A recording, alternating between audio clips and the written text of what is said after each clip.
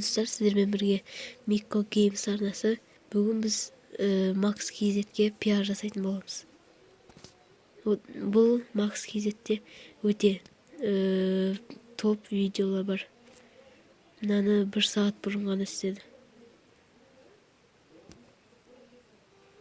Мынау не?